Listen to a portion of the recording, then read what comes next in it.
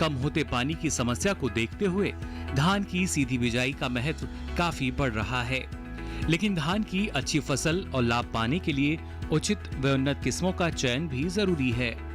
देश में मौजूद कृषि वैज्ञानिकों ने धान की अलग अलग किस्मों का विकास किया है। धान की बासमती किस्म का काफी महत्व है। इन बासमती किस्मों की देश और विदेशों में काफी बड़ी खपत होती है। पूसा स्थित भारतीय कृषि अनुसंधान संस्थान ने पिछले कई दशकों में अन्य किस्मों के साथ साथ बासमती धान की भी अनेक किस्मों का विकास किया है। दूसरी फसलों की तुलना में धान को ज्यादा पानी की आवश्यकता होती है। फसल की उत्पादकता बढ़ाने के लिए समुचित मात्रा में सही समय पर सुनिश्चित जल उपलब्धता बहुत महत्वपूर्ण है। लेकिन पिछले कुछ सालों में ये देखा गया है कि सिंचाई के लिए उपलब्ध जल में कमी हो रही है। इस कमी को देखते हुए टिकाऊ और अधिक उत्पादन के लिए जल प्रबंधन की अहम तकनीकों का उपयोग किया जाना जरूरी है। ऐसे में धान की सीधी बिजाई किसानों के लिए एक अच्छा विकल्प है। धान की फसल में कई तरह के कीटों और रोग लगने की आशंका रहती है। आमतौर पर कीट और रोग प्रबंधन के लिए समेकित कीट व रोग प्रबंधन पर जोर दिया जाता है। समेकित कीट व रोग प्रबंधन में प्रतिरोधी किस्में, सस्य क्रियाएं, यांत्रिकी विधियां, व्यवहारिक विधियां, जैविक विधियां और रासायनिक विधियों का एकीकृत ढंग से उपयोग किया जाता है। इसमें रसायनों को अंतिम विकल्प के रूप में इस्तेमाल करना चाहिए, न कि पहली पसंद के रूप में।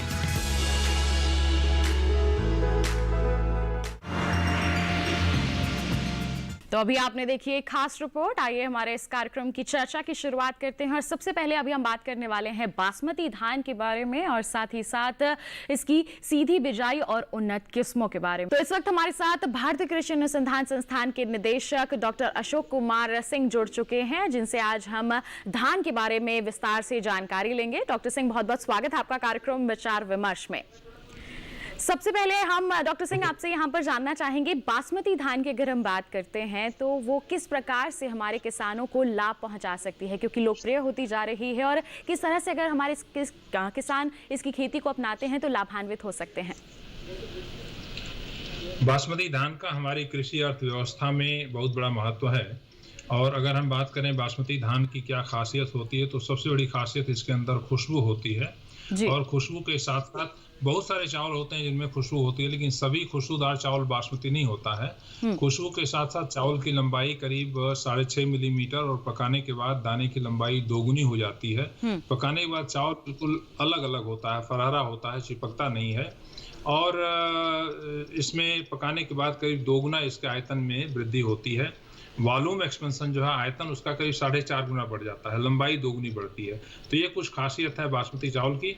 और अभी हमारे देश से बासमती चावल का निर्यात विश्व बाजार में करीब 32,500 करोड़ रुपए का सालाना किया जाता है, जो कि कृषि क्षेत्र के द्वारा विदेशी मुद्रा अर्जन में एक बहुत बड़ा योगदान है। और इसका सीधा लाभ जो किसान बासमती की खेती करते हैं उनको भी पहुंचता है, क्योंकि जो विदेशी मुद्रा आती है उसका लाभ किसानों को भी सीधे मिलता है बासमती की खेती करके। जी, अगर हम इसके क्षेत्रफल की बात करते हैं तो कितने क्षेत्रफल में इसकी खेती अभी की जा रही है? बासमती की खेती करीब 20 लाख हेक्टेयर क्षेत्रफल में की जा रही है। और देश के 7 राज्य हैं, जिसमें कि जम्मू कश्मीर के 3 जिले हैं जम्मू में, हिमाचल प्रदेश, पंजाब, हरियाणा, दिल्ली, उत्तर प्रदेश के 27 जिले पश्चिमी उत्तर प्रदेश के, और उत्तराखंड। ये 7 राज्य हैं जहां पर बासमती की खेती की जाती है। करीब 20 लाख हेक्टेयर क्षेत्रफल में करीब 25 लाख के आसपास किसान इस खेती से जुड़े हुए हैं। और प्रति वर्ष जो बासमती चावल का उत्पादन होता है वो करीब 7 से 8 मिलियन टन का होता है, जिसमें से 4.5 मिलियन टन चावल तो विदेशी बाजार में निर्यात किया जाता है, और बाकी करीब 3 मिलियन टन के आसपास चावल जो है देश में उसकी खपत होती है, अच्छी गुणवत्ता होने के कारण, और किसानों को इसका अच्छा मूल्य मिलता है। जी डॉक्टर सिंह, इसके साथ ही अगर हम बात कर ले इसके अनुमानित उत्पादन की, तो कितना अनुमानित उत्पादन किया जा रहा है अगर हमारे देश की हम बात करते हैं इसमें बासमती धान का? बासमती धान का कुल उत्पादन, जैसा कि मैंने बताया, करीब 7 मिलियन टन चावल का उत्पादन होता है और 2 मिलियन हेक्टेयर में इसकी खेती की जाती है। कुल क्षेत्रफल धान करीब 44 मिलियन हेक्टेयर है, जिसमें बासमती की खेती 2 मिलियन हेक्टेयर क्षेत्रफल में की जाती है। लेकिन विदेशी मुद्रा का अर्जन इससे काफी मात्रा में होता है, 32,000 करोड़ का, जबकि जो नॉन बासमती चावल है उसका निर्यात भी होता है करीब 6 मिलियन टन के आसपास, और उससे जो विदेशी मुद्रा आती है करीब 20,000 करोड़ के आसपास आती है। जी जी, तो आपने जिक्र किया कि अच्छा खासा निर्यात जो है इसका किया जाता है विश्व के अलग अलग देशों में, और अच्छी विदेशी मुद्रा भी इससे अर्जित की जाती है, और इससे हमारे किसानों को भी काफ़ी लाभ मिलता है। तो कौन कौन से देश हैं जहां पर इसका खास तौर पर निर्यात किया जाता है? मुख्य रूप से जो मिडिल ईस्ट कंट्री है उसमें सबसे बड़ा जो आयातक है वह ईरान है, जहाँ पे करीब 1.2 मिलियन टन के आसपास हमारा चावल जो है ईरान में अकेले जाता है। मिडिल ईस्ट के सभी देश, इसके अलावा यूरोपियन यूनियन के सभी देश, और साथ ही साथ अमेरिका में, ये मुख्य हमारे आयातक हैं जो बासमती चावल हमसे खरीदते हैं। यूरोपियन यूनियन में करीब 4 से 5,000 करोड़ का बासमती चावल निर्यात किया जाता है। जी, तो ये मुख्य जो है आयातक देश हैं, और यहाँ पर हम निर्यात करते हैं और इससे अच्छी विदेशी मुद्रा भी अर्जित करते हैं।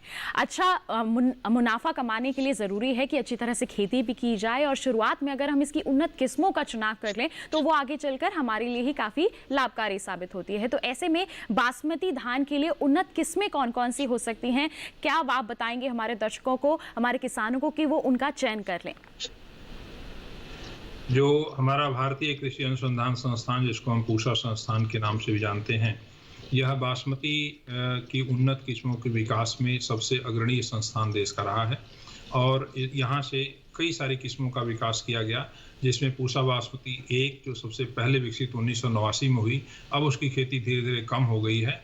इसके बाद सन 2003 में हम लोगों ने विकास किया पूसा बासमती 1121, ऐसी किस्म जिसकी खेती सबसे ज्यादा क्षेत्रफल में इस समय करीब 9 लाख हेक्टेयर क्षेत्रफल में की जा रही है। इसके अतिरिक्त उन्नत पूसा बासमती 1 जिसमें पत्ती के झुलसा रोग के लिए रोगरोधी क्षमता का विकास किया गया है। पूसा बासमती 1401, ये किस्म बहुत ही अच्छी पैदावार, करीब 30 कुंटल प्रति एकड़ की पैदावार होती है, और गुणवत्ता के दृष्टिकोण से भी बहुत अच्छी है। इसके अलावा पूसा बासमती 1509 एक किस्म हम लोगों ने 2013 में विकसित की, और इस किस्म की खास बात यह है कि ये कम समय में पककर तैयार हो जाती है। 120 दिन का समय बीज तक लगता है इसमें, जिससे किसान इसकी खेती करने के बाद, धान की कटाई करने के बाद आलू की खेती कर सकते हैं, आलू की कटाई के बाद मिर्च की खेती कर सकते हैं। तो पूसा बासमती 1509 कम अवधि की किस्म लगाने के कारण बहुफसलीय प्रणाली का भी हम किसान भाई लाभ उठा सकते हैं। इसके अतिरिक्त पिछले 3 वर्षों में हम लोगों ने 3 और किस्मों का इजाद किया है, जिसमें पूसा बासमती 1718, यह किस्म पूसा बासमती 1121 का सुधार करके बनाई गई है। इसमें पत्ती के लिए जो झुलसा रोग लगता है उसके लिए रोगरोधी क्षमता का विकास किया गया है, यह बीमारी नहीं लगती है। पूसा बासमती 1728, यह भी एक सुधरी किस्म है पूसा बासमती 6 की, जिसके अंदर पत्ती का झुलसा रोग नहीं लगता है। और पूसा बासमती 1637 बहुत महत्वपूर्ण किस्म है, इसके बारे में बताना चाहूंगा कि इसके अंदर ब्लास्ट या झोंका रोग की बीमारी नहीं लगती है। धान में, बासमती धान में खासकर एक बीमारी आती है जिसको हम गर्दन तोड़ की बीमारी बोलते हैं, और इसके रोकथाम के लिए किसान भाई ट्राइसाइक्लाजोल एक फफूंदनाशी दवा का प्रयोग करते हैं, और इसका अवशेष अगर चावल के अंदर पाया जाता है 0.01 ppm, बहुत कम मात्रा, 1 मिलीग्राम 100 किलोग्राम चावल में, तो यूरोपियन यूनियन के देशों ने यह निर्णय लिया है कि वो बासमती चावल भारत से आयात नहीं करेंगे अगर उसके अंदर ट्राइसाइक्लाजोल की मात्रा पाई जाती है 0.01 की दर से। तो इस बात को ध्यान में रखते हुए हम लोगों ने अनुसंधान कार्य करके अब पूसा बासमती 1637 एक किस्म का विकास किया, जिसके अंदर गर्दन तोड़ बीमारी नहीं लगती है। इसकी जो इसके अंदर एक जीन हम लोगों ने डाले हैं, जिसकी वजह से कि ये झोंका बीमारी इसके अंदर नहीं लगती है।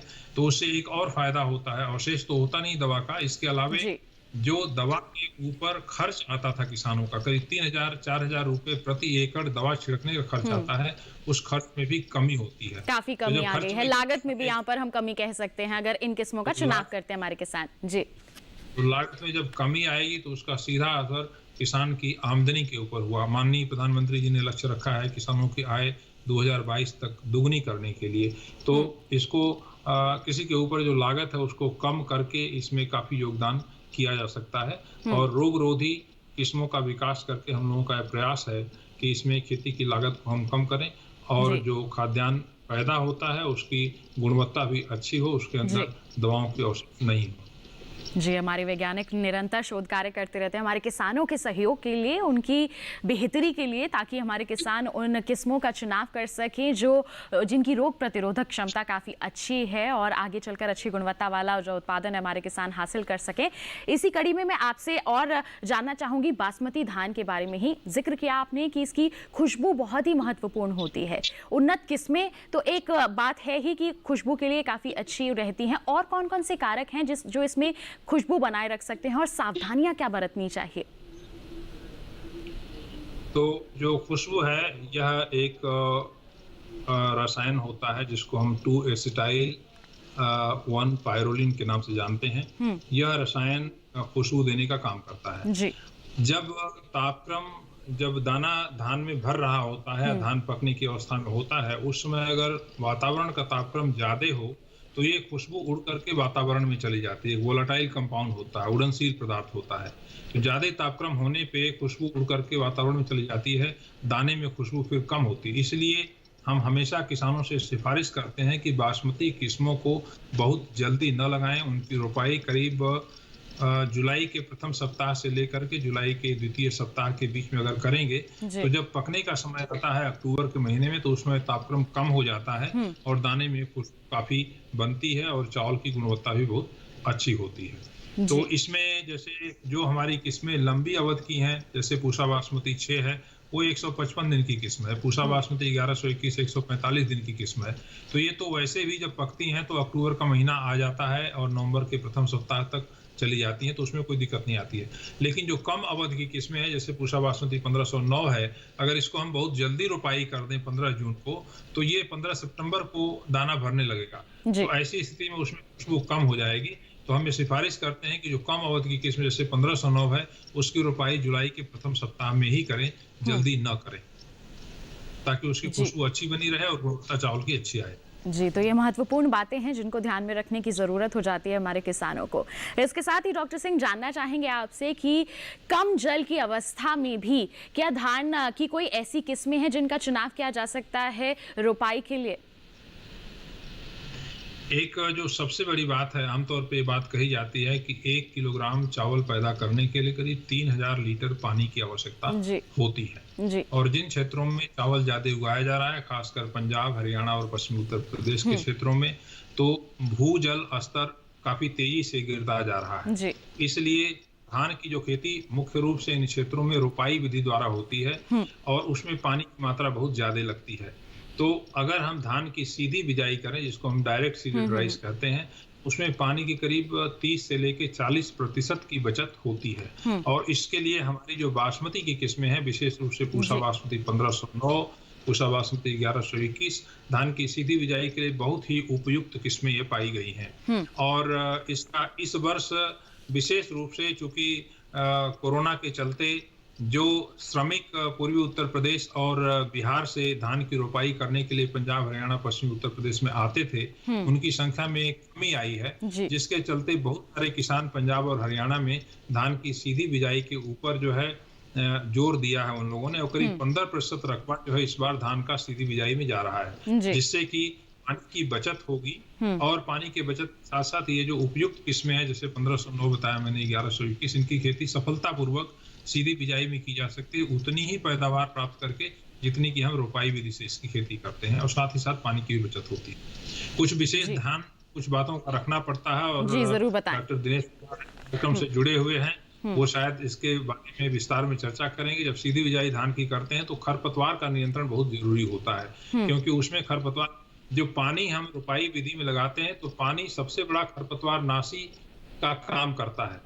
जब रोपाई के बाद पानी खेत में आप 15 दिन तक खड़ा रख देते हैं 5 सेंटीमीटर 10 सेंटीमीटर, तो खरपतवार अपने आप समाप्त हो जाते हैं। लेकिन सीधी बिजाई करते हैं तो उसमें पानी खड़ा नहीं रहता है खेत में, इससे खरपतवार ज्यादा आते हैं। तो खरपतवारों को नियंत्रण करने के लिए बुआई के 72 घंटे के अंदर पेंडिमिथिलिन नामक दवा का प्रयोग बहुत जरूरी है।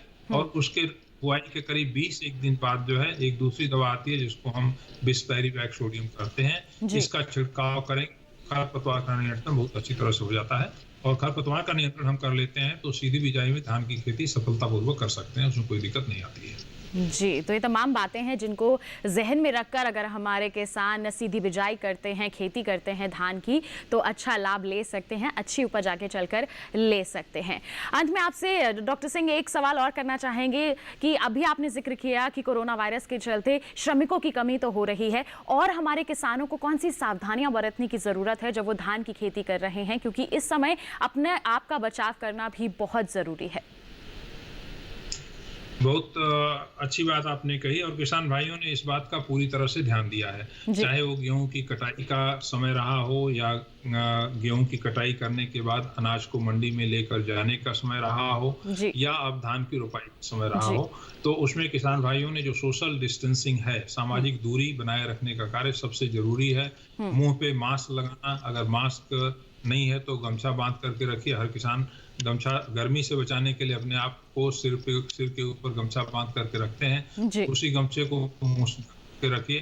तो इससे जो है सामाजिक दूरी और मास्क दोनों का प्रयोग करके, इसके अलावा जो आप यंत्र कृषि में प्रयोग कर रहे हैं उनको सैनिटाइज करके कोरोना से अच्छी तरह से बच सकते हैं। और दूसरी बात यह है कि धान की जब हम रुपाई भी अगर कर रहे हैं तो उसमें आम तौर पे जो मजदूर रुपाई का काम करते हैं उनके बीच में सामाजिक दूरी बना के ही करते हैं, उनकी दूरी करीब 2 मीटर होती ही होती है। तो उस समस्या को कोई ऐसी बड़ी समस्या नहीं है और इससे आसानी से बचा जा सकता है। जी, बहुत बहुत धन्यवाद डॉक्टर सिंह इतनी महत्वपूर्ण जानकारियों के लिए। हम उम्मीद करते हैं कि हमारे जो भी किसान बासमती धान की खेती से जुड़े होंगे वो बिल्कुल आपकी इन तमाम जानकारियों से जरूर लाभान्वित होंगे। बहुत बहुत धन्यवाद डॉक्टर सिंह। धन्यवाद। तो इसी के साथ कार्यक्रम में फिलहाल वक्त हो चला है एक छोटे से ब्रेक का। धान की सीधी बिजाई पर अपनी चर्चा को यूं ही जारी रखेंगे, लेकिन एक छोटे से ब्रेक के बाद आप कहीं मत जाइए, देखते रहिए हमारा कार्यक्रम विचार विमर्श और बने रहिए दूरदर्शन किसान पर।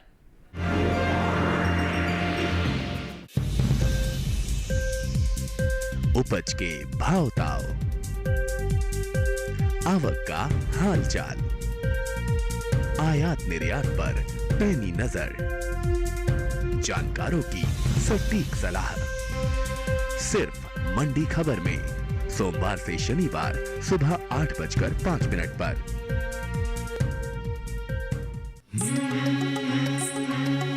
विविधताओं का देश भारत,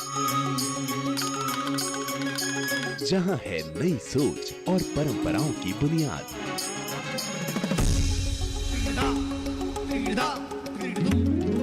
इनसे बन रही है नई पहचान।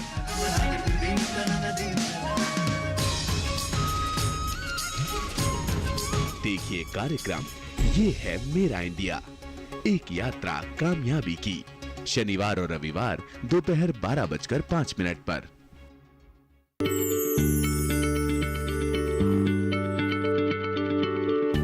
क्या आप किसी बीमारी से परेशान हैं?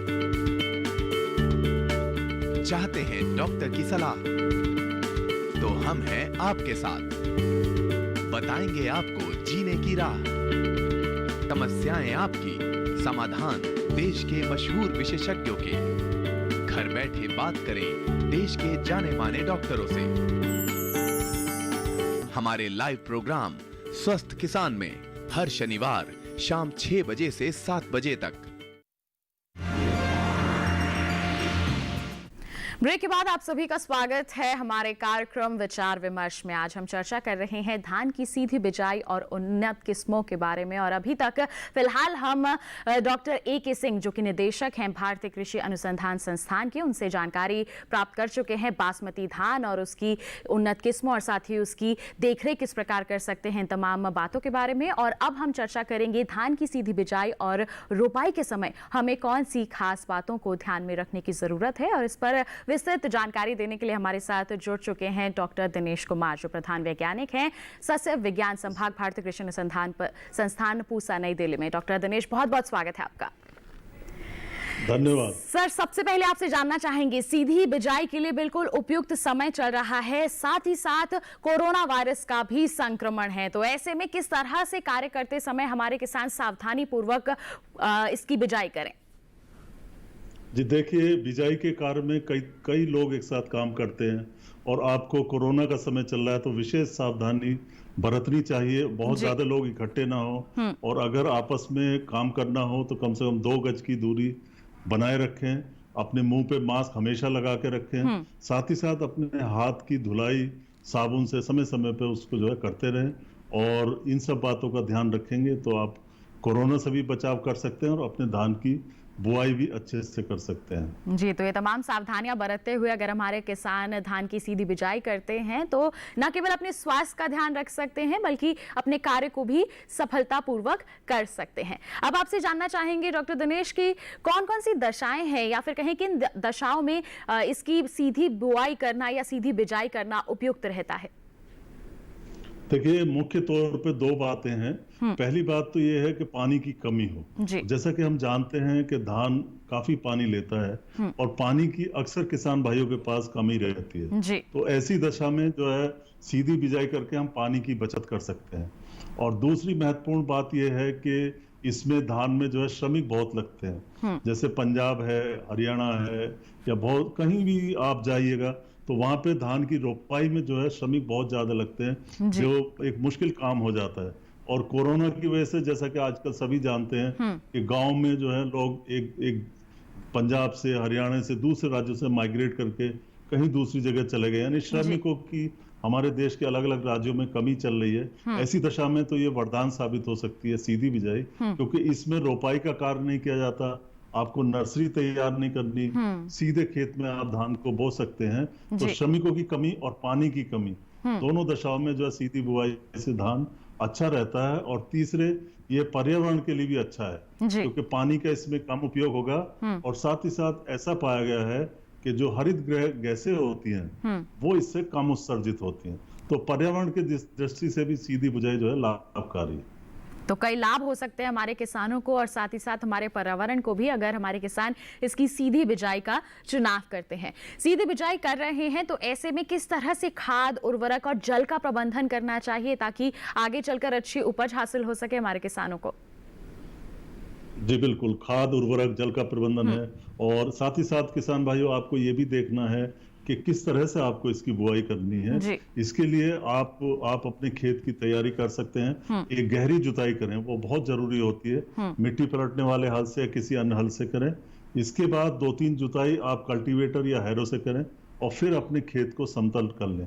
किसान भाइयों, इस समय पे खेत में नमी का होना बहुत जरूरी है। नमी खेत में होनी चाहिए। अब देश के कुछ हिस्सों में बरसात भी हुई है, जगह जगह नमी हो सकता है आपके खेत में हो तो आप तुरंत धान की बुआई कर सकते हैं। और अगर मान लीजिए खेत सूखा है आपका तो आप उसमें धान की बुआई करने के बाद उसमें एक हल्का पानी लगा दें जिससे आपकी फसल का अंकुरण अच्छा होगा। बुआई की दूरी इसमें आप जो है वो 20 से 25 किलोग्राम प्रति हेक्टेयर के हिसाब से 20 से 25 सेंटीमीटर दूरी रखें एक लाइन से दूसरी लाइन की। और बीज की मात्रा अगर आप सीड ड्रिल से बो रहे हैं तो 25 से 30 किलोग्राम प्रति हेक्टेयर के हिसाब से बीज की जरूरत होती है। साथ ही आपने शायद पूछा था कि उर्वरकों का प्रबंध और जल का प्रबंध किस तरह से किया जाए। जी तो उर्वरक प्रबंध के लिए इसमें नाइट्रोजन थोड़ी ज्यादा लगानी पड़ती है। जो हमारा रोपाई वाला धान है उसकी तुलना में इसमें 150 kilogram nitrogen, 60 kilogram phosphorus, 40 kilogram potash और 5 किलोग्राम जिंक।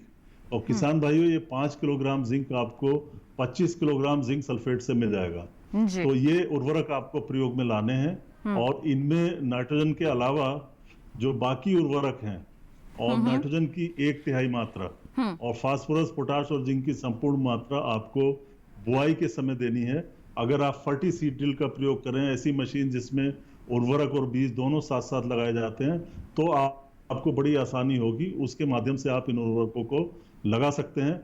साथ ही साथ जो नाइट्रोजन की 1/3 और 1/3 मात्रा है वो 2 बराबर भागों में लेके पहली आप बुआई के 25 से 30 दिन बाद और दूसरी 65 से 70 दिन बाद खेत में आपके प्रयोग करें। जी सर, तो अभी आपने बताया कि खाद और उर्वरक का प्रबंधन हमारे किसान किस प्रकार कर सकते हैं। अब आपसे जानना चाहेंगे कि कुछ जो हमारे किसान हैं सीधी बिजाई के लिए जीरो टिल का भी इस्तेमाल करते हैं, तो वो किस प्रकार से सावधानियां बरतें और जल प्रबंधन पर क्या सलाह रहेगी आपके हमारे किसानों के लिए? जी बिल्कुल, आजकल क्या होता है कि कई बार किसान भाइयों के पास समय नहीं होता जुताई करने का, और इसमें खर्चा भी आता है। जैसे हम जानते हैं डीजल अब लगातार महंगा होता जा रहा है, तो ऐसी दशाओं में आप सीधी बुआई कर सकते हैं। रबी की फसल जैसे गेहूं आपने काटी, चना, मटर, मसूर, आलू या जो भी फसल आपने ली है, उसके बाद अगर आप धान की सीधी बिजाई बिना जुताई के करना चाहते हैं तो आप कर सकते हैं। इसके लिए आपको जो मशीन है, जैसे जीरो टिल ड्रिल मशीन है पन्नागर की, उसका प्रयोग कर सकते हैं, या हैप्पी सीडर तो आप सभी किसान भाई जानते हैं। हैप्पी सीडर का प्रयोग करके आप धान की सीधी बिजाई कर सकते हैं बिना जुताई के। और साथ ही साथ इसमें जो है, हाँ, खरपतवार नियंत्रण पर आपको ध्यान देना होगा। और जहां तक पानी या सिंचाई प्रबंधन की बात है, तो धान की जो सीधी बोई गई फसल है, इसमें आपको समय समय पर 3-4 दिन के अंतर पे पानी लगाना पड़ेगा, क्योंकि इसमें पानी आप खड़ा नहीं रखते जैसे कि परंपरागत धान में रखते हैं। इसमें आपको सिर्फ इतना पानी लगाना है कि मिट्टी आपकी पूरी तरह से संतृप्त हो जाए। और उसमें साथ ही साथ ये भी ध्यान रखना है कि बाल ना पड़ने पाए, जैसे यानी बुवाई ना पड़ने पाए या जमीन आपकी फटे ना, उसके पहले ही आपको इसमें पानी लगाना पड़ेगा। और एक बात और है इसमें पानी में कि जब आपकी बालियां निकलने लगेंगी, उसके बाद आप खेत में 2-3 सेंटीमीटर पानी खड़ा रख सकते हैं, जिससे आपकी अच्छी पैदावार मिलेगी। जी, तो ये तमाम प्रबंधन कार्य हमारे किसान कर सकते हैं। आपसे जानना चाहेंगे और कौन कौन सी समस्याएं हैं जिनका सामना हमारे किसान करते हैं जब वो सीधी बिजाई करते हैं, और क्या उनका समाधान हो सकता है? सीधी बिजाई धान में 3 प्रमुख समस्याएं आती हैं। एक समस्या इसमें सबसे ज्यादा जो आती है वो निमेटोड की या सूत्रकृमि की आती है जी। और दूसरी समस्या खरपतवारों की आती है, और तीसरी समस्या लोहे की कमी की आती है। अगर हम खरपतवारों की बात करें तो सीधी बिजाई वाले धान में खरपतवार ज्यादा आते हैं, पर अगर हम तुलना करें परंपरागत धान से, तो इसमें खरपतवारों के नियंत्रण के लिए रासायनिक विधि काफी आसान रहती है। इसके लिए शुरू में आप पेंडिमिथालिन नाम की एक दवाई आती है, उसका 1 किलोग्राम सक्रिय तत्व प्रति हेक्टेयर के हिसाब से आप प्रयोग करें, और इसको 400 लीटर पानी में घोल लें। और घोल बनाने के बाद आप बुआई के 1 से 2 दिन के अंदर अंदर इसका छिड़काव कर दें। साथ ही साथ इससे क्या होगा कि 20 से 25 दिन तक आपके खरपतवार नहीं आएंगे। और फिर बाद में अगर आपके खरपतवार आते हैं तो उसके लिए 25 ग्राम प्रति हेक्टेयर के हिसाब से बिसपायरिबेक सोडियम, ध्यान से सुने किसान भाइयों, बिसपायरिबेक सोडियम, इसका आप छिड़काव कर सकते हैं। 400 लीटर पानी में मिला के 25 ग्राम दवाई प्रति हेक्टेयर के हिसाब से आप इसका बुआई के 25 से 30 दिन के बाद आप इसका छिड़काव कर सकते हैं। तो इस तरह से खरपतवारों की समस्या हल हो जाती है। निमेटोड की समस्या है, जहां तक सूत्रकृमि की समस्या है, ये भी एक गंभीर समस्या इस धान में बन जाती है। पौधों की बढ़वार रुक जाती है, पौधे पीले पड़ जाते हैं, और इस तरह के पौधों में बाद में आके बालियां भी नहीं लगती। तो अगर आप पौधों को उखाड़ते हैं तो आप देखेंगे कि उसकी जड़ों में जो है गांठें बन गई हैं, सफेद रंग की छोटी छोटी गांठें बन जाती है। इसके नियंत्रण के लिए आप 30 किलोग्राम प्रति हेक्टेयर के हिसाब से कार्बाफ्यूरान 3G, 30 किलोग्राम प्रति हेक्टेयर कार्बाफ्यूरान 3G नाम की दवाई आती है, दानेदार दवाई होती है। इसका बुरकाव आप प्रति हेक्टेयर के हिसाब से कर दें तो निमेटोड रुक जाता है। और जैसे आपने पूछा अदिति जी के, तीसरी समस्या इसमें लोहे की कमी की आती है जी। तो इसमें पत्ते जो है वो पीले हो जाते हैं, और पीले होने के बाद ये पत्ते सूख जाते हैं, भूरे रंग के होते। इसके लिए सबसे जरूरी है कि आप पानी का प्रबंध अच्छे से करें। जब ऐसा देखें तो आप खेत में हल्का पानी लगा दें। साथ ही साथ इसमें फेरस सल्फेट का 2% का घोल और 1% आपका चूने का घोल, ये दोनों घोल मिला के 400 लीटर प्रति हेक्टेयर के हिसाब से छिड़क दें, और 2-3 बार आपको छिड़कना पड़ेगा 15 दिन के अंतराल पे। तो इस तरह से जो 3 समस्याएं, प्रमुख समस्याएं हैं सीधी बिजाई वाले धान की, वो हल की जा सकती है जी। और इनका समाधान आपने बता ही दिया है हमारे किसानों को। सीधी बिजाई की तो हमने बात कर ली डॉक्टर दिनेश, अब बारी आती है जो किसान पारंपरिक तरीके से इसकी खेती करते हैं, नर्सरी लगाते हैं, फिर उसमें से उसको पौध को तैयार करते हैं, पौध को फिर खुले खेत में रोपित करते हैं। तो जब नर्सरी से रोपाई के लिए उखाड़ रहे हैं पौध को, तो कौन सी सावधानियां बरतनी चाहिए जिससे सुरक्षित पौध मिल सके हमारे किसानों को? बिल्कुल, इसमें आपका प्रमुख उद्देश्य होना चाहिए कि पौध स्वस्थ हो आपकी, और जब आप उखाड़ें तो इसकी जड़ें ना टूटें। तो इसमें एक दिन पहले आप, जैसे आपको कल पौध उखाड़नी है तो आज शाम को उसमें खेत में जो है पानी लगा दें, जिससे मिट्टी आपकी मुलायम हो जाए और पौध आपकी आसानी से बाहर खींची जा सके। तो इसके लिए जब हम पौध उखाड़ते हैं तो 2 से 3 पौधे एक साथ उखाड़ें। अगर आप ज्यादा पौधे उखाड़ेंगे तो उसमें जो है जड़ें टूटने की संभावना रहती है और साथ ही साथ इसमें खरपतवार भी आ जाते हैं। तो खरपतवारों को भी आप अलग कर लें। फिर जो मिट्टी लगी हुई आपकी पौध है उसको आप साफ पानी से धो लें और जहां तक कोशिश हो इस पौध को हमें तुरंत रोपित कर देना चाहिए, तुरंत इसकी रोपाई कर देनी चाहिए। अगर किसी वजह से नहीं कर पा रहे तो 2-3 घंटे 4 घंटे मान लो आपको नहीं करना है तो नाली जिसमें पानी भरा हो उसमें इस पौध को रख सकते हैं। लेकिन आप किसी छायादार स्थान पर जो है इस पौध को आप रखें और इसके छोटे छोटे बंडल बना लें। और इसमें एक समस्या और आती है, वो ये है कि बकानी रोग कई बार आ जाता है। तो अगर आपको ऐसे संभावना लगे कि बकानी रोग आ सकता है आपके नर्सरी में या पौध में, तो आप इसको बावस्टीन के घोल में 3-4 घंटे तक डुबो कर रखते हैं। बावस्टीन का घोल आप 1 ग्राम बावस्टीन और 1 लीटर पानी, इस तरह से आप घोल बना लें जरूरत के हिसाब से। 1 ग्राम बावस्टीन 1 लीटर पानी, और फिर उसमें आप 3-4 घंटे इस पौध को रख दें और फिर इसकी अगर आप रोपाई करते हैं तो ये बकानी का प्रभाव कम आएगा। जी, साथ ही आप ये भी बता दें डॉक्टर दिनेश की पौध तो हमने निकाली नर्सरी से, लेकिन जब हम रोपाई कर रहे हैं तब क्या बातें हैं जिनको ध्यान में रखने की जरूरत है? जी बिल्कुल, उस समय पे आपको ध्यान में रखना कि रोपाई हमेशा पंक्तियों में करें। आमतौर पे होता है किसान भाई एक पौध यहाँ लगा दी एक वहां लगा दी, उससे अच्छा नहीं रहता। उससे आप खरपतवार नियंत्रण नहीं कर सकते और पौधों को स्पेस जो है ना जगह कम मिलती है। तो इसके लिए आप 20 सेंटीमीटर पंक्ति से पंक्ति की दूरी और 10 सेंटीमीटर पौध से पौध की दूरी रखें। और इसमें एक बात और है कि पौध को आप सीधे लगाएं। कई बार ऐसा होता है कि जब किसान भाई पौध लगाते हैं तो उसकी जड़ ऊपर उठ जाती है, तो आपकी जड़ सीधे जमीन में जानी चाहिए। कई बार एल के आकार की जो है रोपाई हो जाती है, जड़ें ऊपर की तरफ मुंह कर लेती है और उससे जो है वो टिल्डिंग वगैरह जो कल्ले बनते हैं उससे कम बनते हैं। रोपाई की गहराई आप ज्यादा ना रखें। जी, रोपाई की गहराई आप मात्र 1 से 3 सेंटीमीटर रखें। इससे ज्यादा गहरी पे करने पे जो है वो कल्ले कम बनते हैं और फसल में जो है पैदावार कम आती है। तो इस तरह की सावधानी है जो किसान भाइयों को रोपाई के समय रखनी चाहिए। जी, रोपाई के समय तो हमारे किसानों ने सावधानियां बरत ली, लेकिन रोपाई के पश्चात खरपतवार बड़ा परेशान करती है पैदावार को, बढ़वार को, तो उनके नियंत्रण के लिए क्या सलाह रहेगी आपकी? बिल्कुल, रोपित धान में भी खरपतवारों की समस्या आती है और हालांकि जो सीधी बिजाई से बोया गया धान है उसकी तुलना में कम आती है। तो इसके लिए शुरुआत में किसान भाइयों को यही सलाह है कि आप इसमें जो है वो ब्यूटाक्लोर नाम की एक दवाई आती है।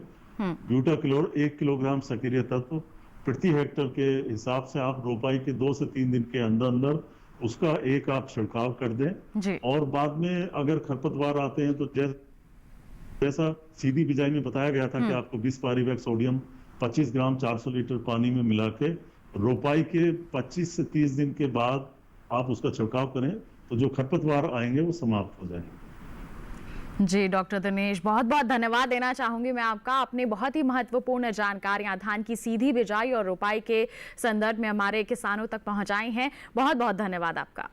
तो इसी के साथ किसान भाइयों बहनों, आज आपने जान लिया कि धान की जब सीधी बिजाई आप करना चाह रहे हैं और साथ ही आप अगर रोपाई करना चाह रहे हैं तो उसके लिए आपको कौन सी सावधानियां बरतने की ज़रूरत है, और अगर सीधी बिजाई कर रहे हैं तो कौन सी उन्नत किस्में हैं जिनका आप चयन कर सकते हैं। हम उम्मीद करते हैं कि ये तमाम जानकारियां आपके लिए ज़रूर लाभकारी साबित होंगी। इसी के साथ आज के हमारे इस अंक में बस इतना ही। अगले सप्ताह मुलाकात करेंगे आपसे, एक नए विषय पर करेंगे विचार विमर्श। तब तक के लिए हमें दीजिए इजाजत। आप बने रहिए दूरदर्शन किसान पर और साथ ही आप हमारे YouTube चैनल के जरिए भी हमसे जुड़ सकते हैं। नमस्कार।